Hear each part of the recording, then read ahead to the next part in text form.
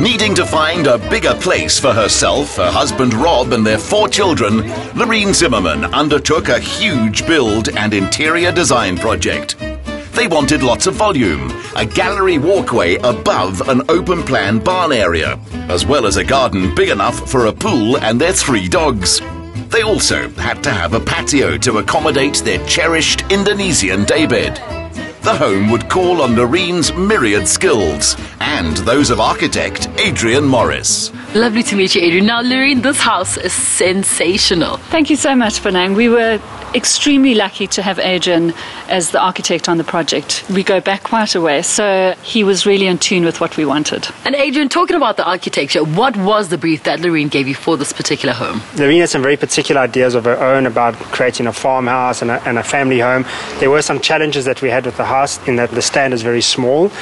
And yet we had to accommodate a lot of rooms and so forth on the property. So what we did is we pushed the house as far back as we could to the south and as far east and west as we could. And by doing that, we kind of created this large central garden, which led through to the open terrace and then into the great hall inside.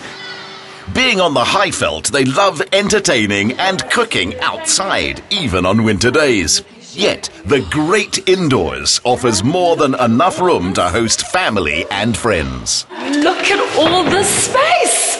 It's wonderful, isn't it? I must say, this, for me, is really what makes our home, you know, this double volume. I love it. Tell me what happened on the 1st of April 2009. We actually signed the deal on the 1st of April. Which is April Fool's Day. Absolutely. And I was so concerned, you know, that this actually wasn't going to happen. I thought it would be a joke. I would never be so lucky to actually have my dream home built here. And look how spectacular it is. I mean, Thank you. There's so much space, we're even echoing. Yes, I know. It is rather a large volume. But Lorene, with all the space, it still feels very homely. With the use of the furniture and the carpets, you'll see we've kind of demarcated the area. So we've got a particular space for the dining room, we've got a particular lounge, TV area through there. And with the colours, it also brings in lots of different warmth. So it's a nice feel. Now tell me about how you chose a particular furniture. I am an interior designer. We do have an interior design business. So a lot of the stuff is very eclectic. I've collected things throughout the years. My parents gave us lots of furniture. We've reupholstered, and then with the business that we have, we manufactured all the wooden items, so the dining room table, the kitchen, etc. This island is where husband Rob holds court, cooking for guests. But Nung found herself drawn to Lorene's paintings, many of which are upstairs, giving us a fine excuse to explore. Now these chandeliers you cannot miss. They are absolutely gorgeous, I must say, and we had a lot of fun making them. You know, my daughter and I actually handmade those chandeliers. They took us months to do. I actually think that they've come out beautifully, and they are absolutely perfect in this space. And I know a little later you're going to show us how to make them. I might, but not on such a large scale. That's fine. But we said earlier that your house is a very natural, very neutral palette, and I see that the color comes through in the painting. Exactly. Absolutely. And you'll see that a lot of the colors that I've used are quite similar tones. I love the duck eggs and those sort of colors, but I'm happy to say that I did do about 90% of the paintings. Don't have that much time anymore, unfortunately, but it is something that I enjoy doing. So, Lorene, the only thing you didn't do is actually build this house. Yes, exactly. You are a superwoman. Make that a super mum. Lorene decorated each of her children's rooms individually. The aviation theme in Matthew's pad reflects his passion for speed machines, while for Nicholas, his has a more sophisticated feel. This is the oldest brother Guy's bedroom when he's home from Sydney, where he's completing a commerce degree. We've used quite a lot of his photographs. He's into his rugby, but it's just interesting to see that you don't actually have to have original art. You can even use some photographs, which makes quite a nice change. Yeah, makes it very personal. Exactly. That's right. And then we've used some wallpaper, which is, let's face it, a lot easier to wallpaper than to paint. Exactly. And his sort of choice of furniture and the colours also brings out his personality. The rooms have living space to one side and balconies to the other, giving the sense that even in a city, they're not confined. 22-year-old student Isabel is clearly a free spirit.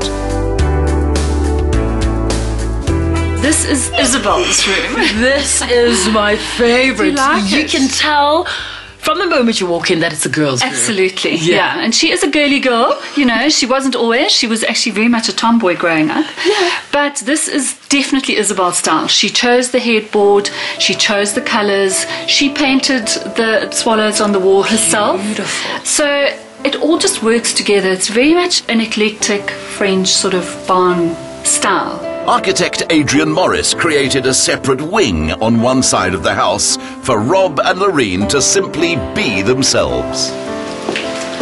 So this is the main bedroom. Wow. As you can see, we've demarcated the area so that the bedroom is that side. Yeah.